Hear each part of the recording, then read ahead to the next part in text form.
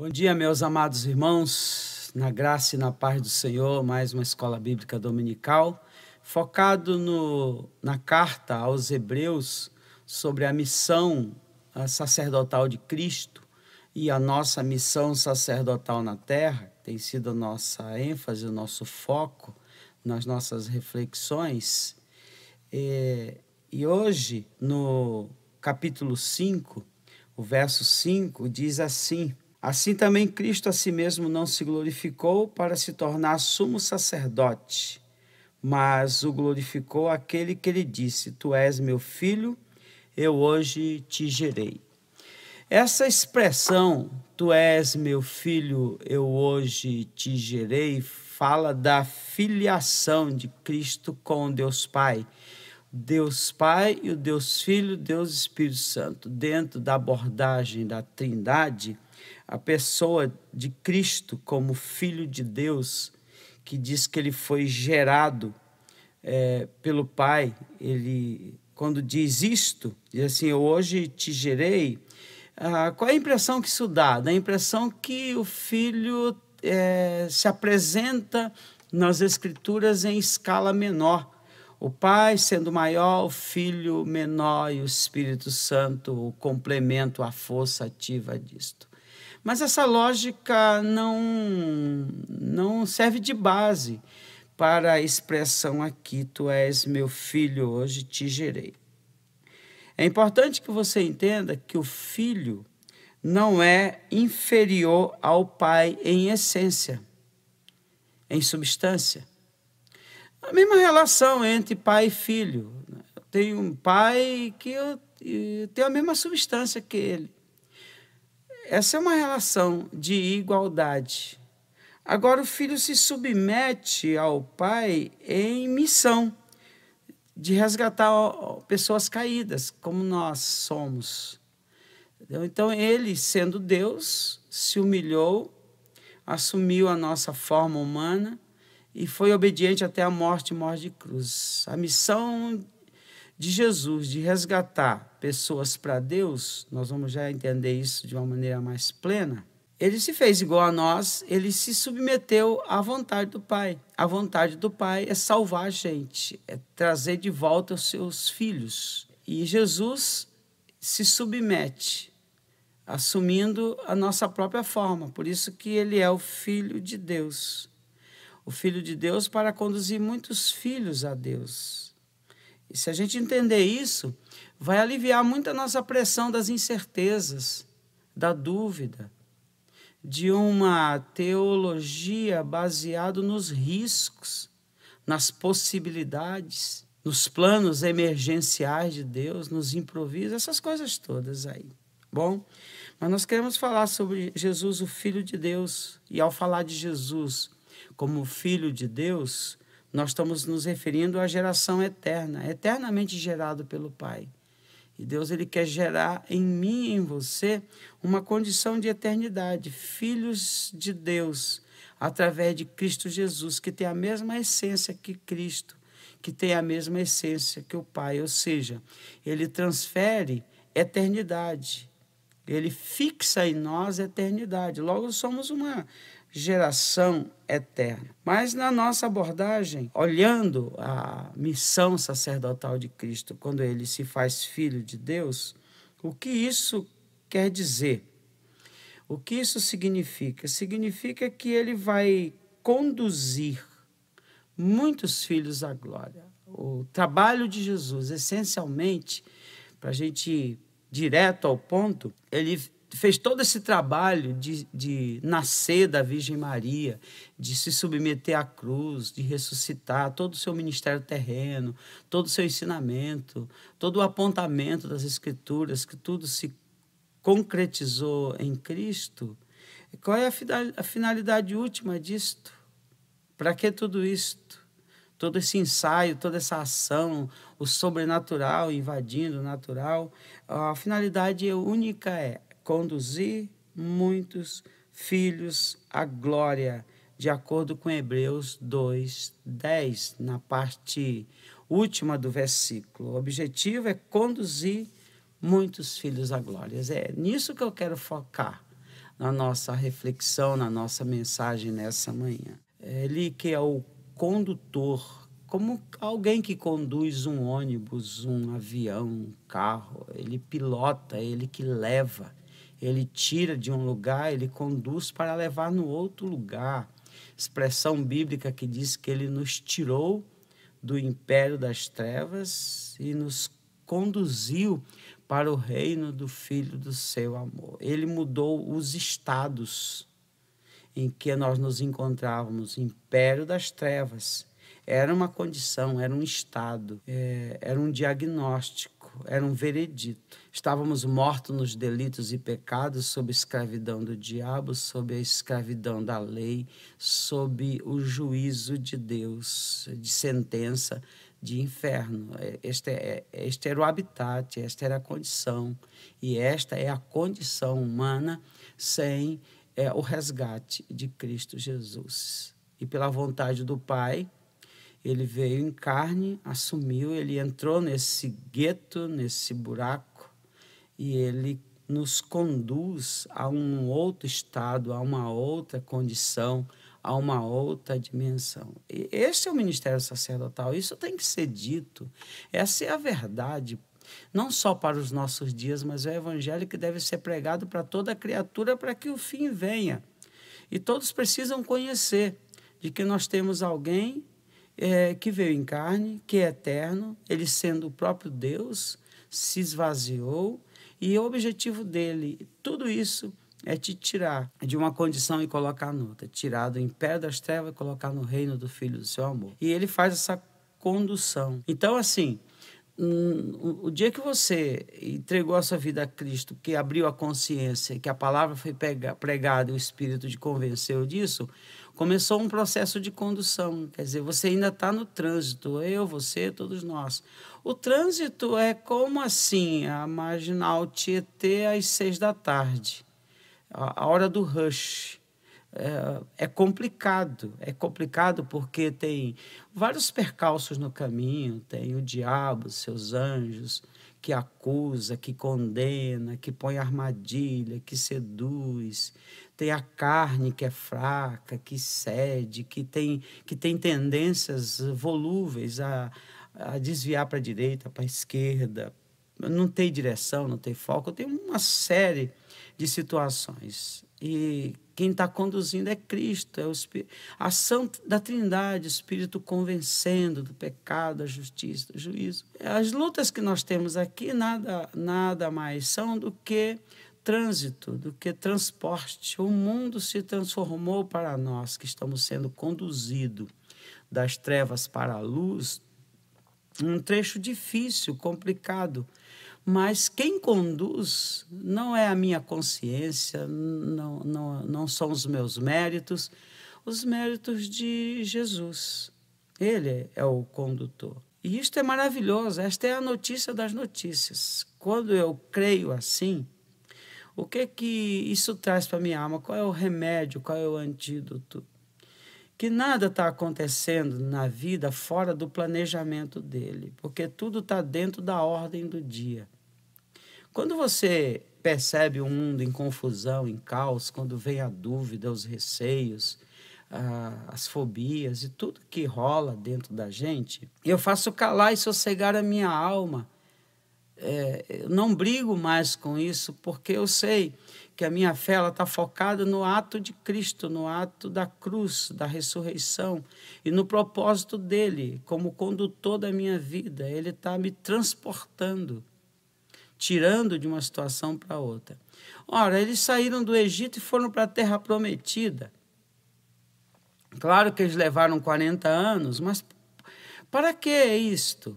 Para desintoxicar, para tirar o Egito. Foi mais fácil tirar eles do Egito do que o Egito deles.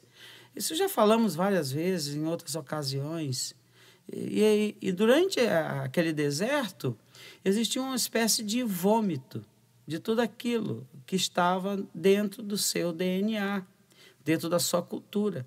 A mistura tão aguda de uma cultura mundana. Mas vamos pensar hoje, numa quarentena, em que as pessoas estão sem seu futebol do domingo à tarde, estão sem o carnaval, sem as festas. Agora, as festas juninas, julinas, agostinas, essas coisas todas, e de repente está todo mundo apavorado, porque eles estão já automatizados em relação a isso.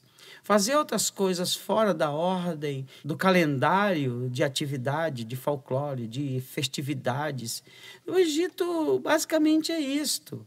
Existe uma dieta, existe um cardápio e as pessoas estão educadas a fazer exatamente isto. De repente, quando há uma ruptura, de uma maneira ou de outra, as pessoas hoje no mundo inteiro estão sofrendo a ruptura dos seus costumes, das suas culturas, dos seus calendários de festividades. Elas estão dentro das suas casas. E isso está gerando um pânico geral, até maior do que o próprio vírus. Então, mas tudo isso é transporte.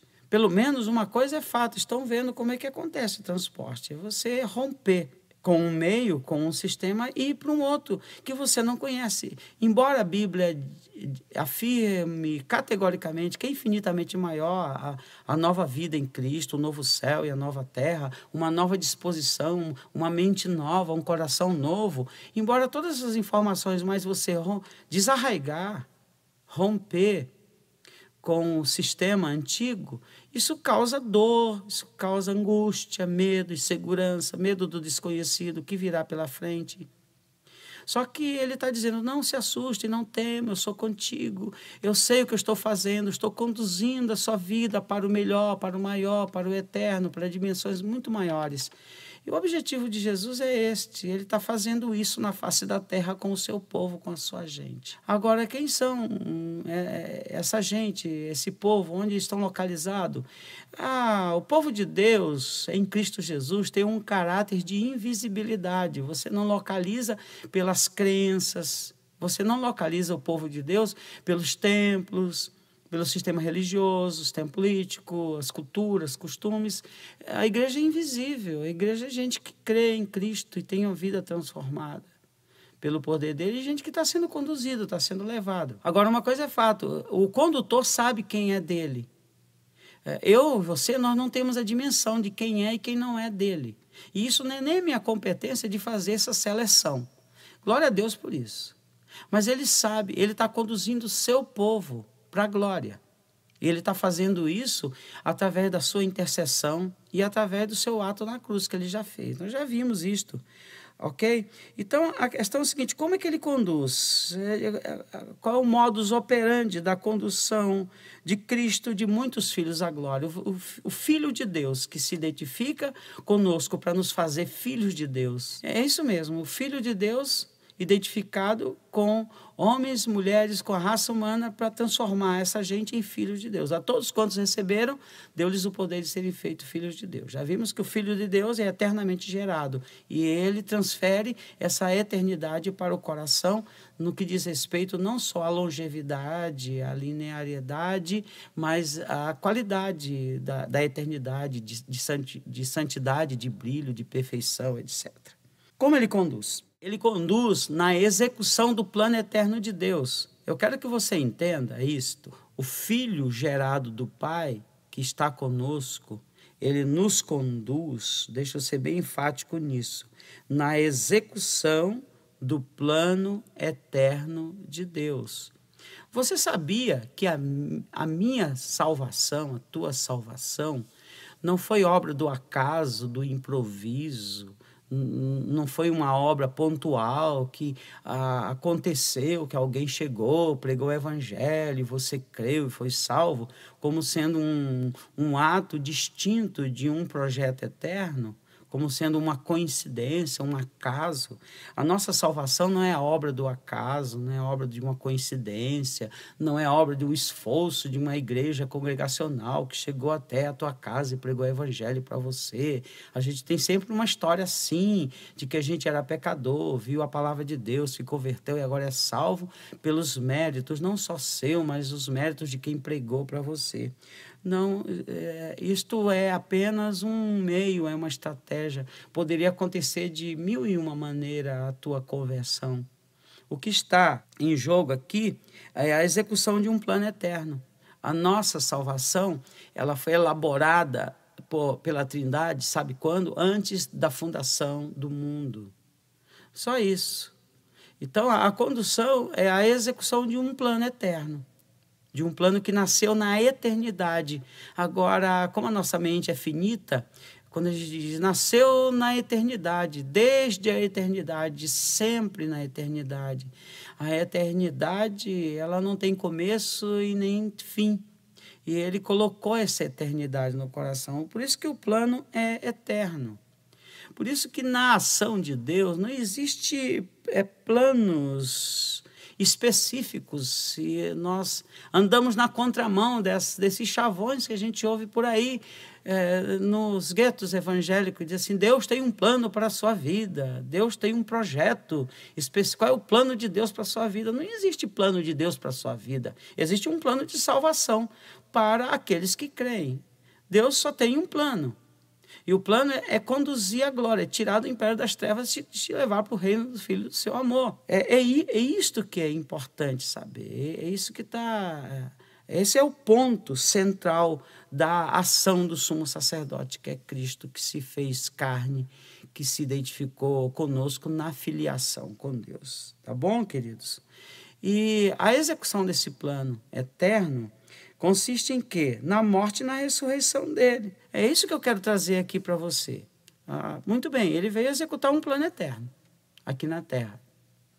Embora ainda estamos nesse tabernáculo, gemendo, ainda que estamos nesse mundo sentindo todas as cólicas, por assim dizer, mas existe já uma dimensão eterna. Eu vejo tudo isso aqui como coisas que vão passar, e como já passaram, estão passando, e tudo vai passar, porque nós vamos passar por isso. Não é que isso vai passar, eu que vou passar por isso. Isto muda completamente o cenário. A pergunta é que se diz assim, quando é que tudo isso vai acabar? Não, eu é que vou acabar em relação a isso.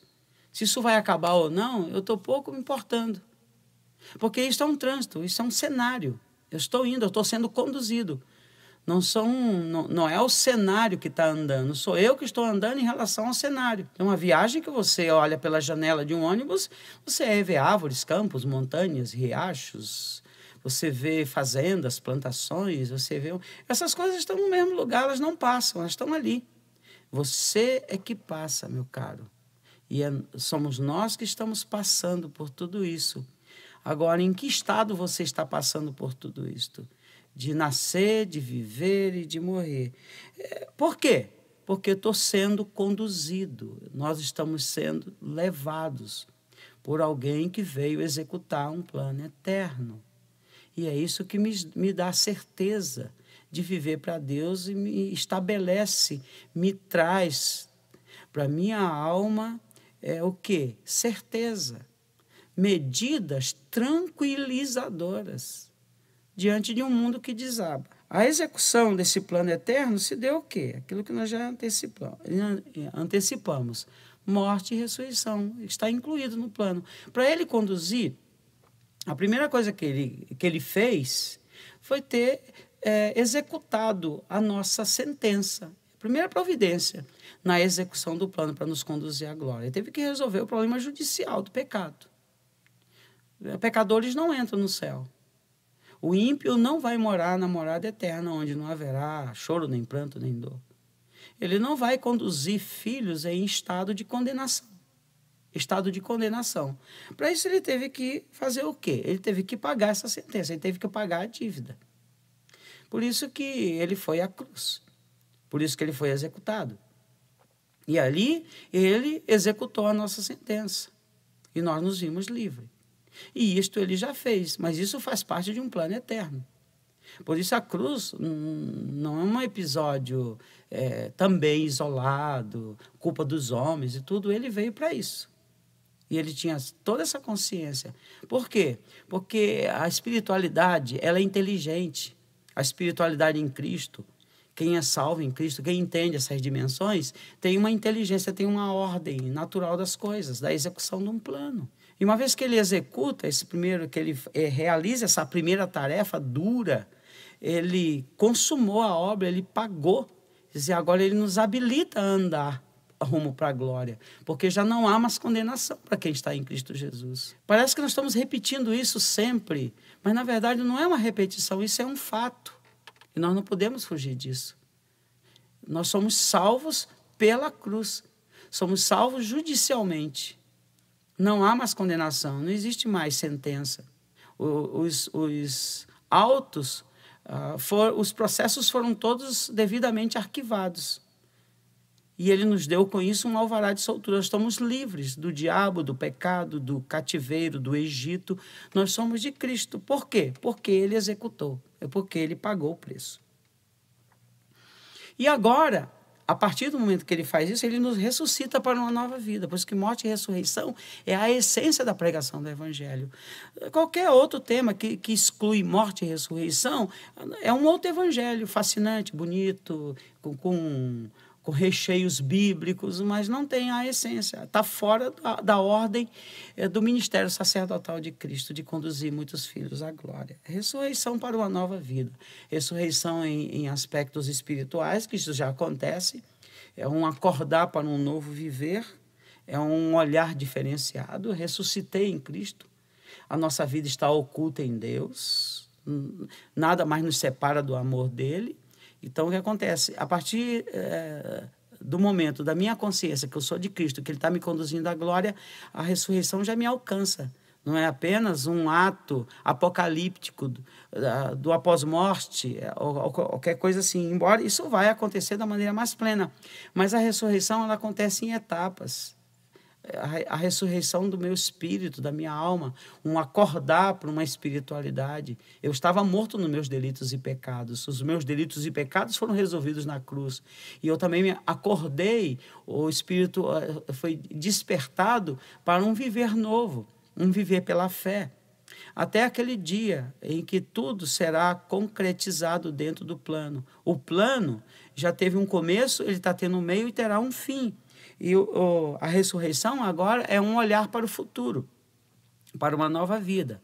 E é um olhar que supera as vicissitudes deste mundo. É um olhar que esmaga a morte. Nada mais nos separa do amor de Cristo, porque isto é uma expectativa de ressurreição. Toda vitória, todo o gozo espiritual emana do fato da ressurreição.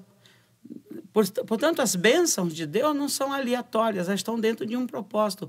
Nós somos abençoados em função da morte e da ressurreição de Cristo. Esse é o ministério sacerdotal, essa é a essência do Evangelho, é isso que tem que ser dito para os nossos dias. Não existe uma palavra para os nossos dias, Deus não tem uma nova palavra, ele tem um plano eterno, está dentro de um processo. Cabe a mim e a você crer, aceitar e entrar dentro dessa jornada maravilhosa que nos conduz à glória. E o condutor é Jesus. Não é a minha fé, não é a minha consciência, não é nada. A minha fé me dá acesso a esse transporte que é Cristo Jesus, identificado conosco, o Filho eterno de Deus. Deus nos abençoe. Vamos orar. Te agradecemos muito porque o Senhor tem nos dado uma consciência plena de que este é o Evangelho que foi pregado pelos nossos pais, pelos profetas, pelos apóstolos, é a doutrina dos apóstolos, e é isto que conduz, é isto que faz com que a gente vença o mundo, porque nós não estamos mais plantados nisso aqui, não estamos mais arraigados nesse contexto. Esse contexto é apenas um trânsito, é uma estrada, é um caminhar, e nós queremos alcançar a plenitude desse conhecimento. E a cada dia, Senhor, colocando no nosso coração essas palavras para não pecar contra Ti, desviando o foco, pegando rumos esquisitos, entrando nas armadilhas do diabo, caminho que parece bom, mas que no final é caminho de morte. Nós queremos estar em Ti, mais do que nunca, em todos os momentos da vida, em nome de Jesus. Amém. Que Deus abençoe a todos.